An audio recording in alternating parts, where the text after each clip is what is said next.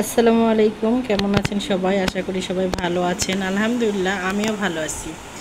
তো বাবার বাড়িতে গেছিলাম। বাবা এই যে কলার একটা ক্যান কাটছে, কাটে আমার ভাই ঢাকাতে থাকে, আমার ভাইকে দিছে আর আমাকে দিছে।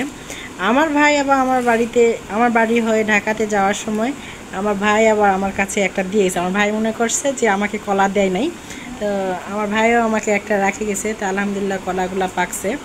তো আমি আমার আব্বু কলার গাছ লাগাইছে, একটা ছোটোখাটো একটা বাগান। তো আব্বু যখন কলা কাটে তখন আমি বললাম যে আব্বুগুলান রাখেন, আপনি খায়েন, আমাকে দেওয়া লাগবে না, আমরা কিনে খাবো। আব্বু বলে কি তোমরা খালে আমার খাওয়া। তা এখন সেটা বুঝি, আমিও এখন মা হয়েছি, যে এখন এই যে কলাগুলা আমার সন্তান কালেই আমার খাওয়া, আমার নিজের খাওয়ার দরকার নাই। তো বাবা মারা এমনই হয়। তো আব্বুকে আমি বললাম আব্বু আপনি রাখেন কলা খান, আমার আব্বু খাবে না, আমাদেরকে খাওয়াবে দেখে বলল যে না আমি কলা খাবো না, কলা খেলে আমাকে ঠান্ডা লাগে। তো অবশ্যই কমেন্টস করে জানাবেন আসলে কি কলা খেলে ঠান্ডা লাগে, না আমার বাবা নিজে খাবে না আমাদেরকে খাওয়াবে দেখে আমাদেরকে মিথ্যা কথা বলে। আসলে বাবারা কিন্তু মিথ্যাবাদী, বাবারা কিন্তু মিথ্যা কথা বলে। কারণ বাবারা অনেক কষ্ট করে সন্তানদেরকে খাওয়ায়, কিন্তু বাবারা অনেকটাই মিথ্যা কথা বলে, মিথ্যা কথা বলে সন্তানদেরকে খাওয়ায়।